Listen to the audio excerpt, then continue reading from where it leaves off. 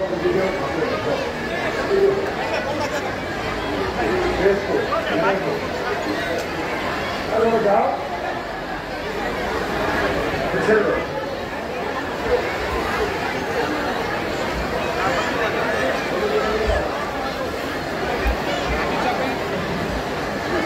ওসমান গোল award খেলা প্রতিযোগিতা 2024-এর পুরস্কার বিতরণ অনুষ্ঠানে যিনি পতাকার কথা বলছেন আশিকুর রহমানের হাতে গোল মেরে তুলে দিয়েছেন আমাদের মাননীয় সংসদ সদস্য আশিকুর রহমান তাজপুর দারুসুন্নাহ জিনিয়া মাদ্রাসার ছাত্র।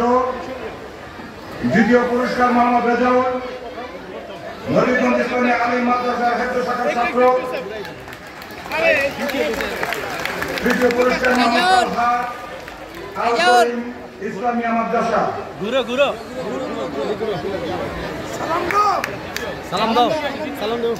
শাখা শেষ হয়ে গেলে দ্রুত স্টেজ থেকে নেমে যাওয়ার জন্য অনুরোধ আছে। এরপর চতুর্থ এবং পঞ্চম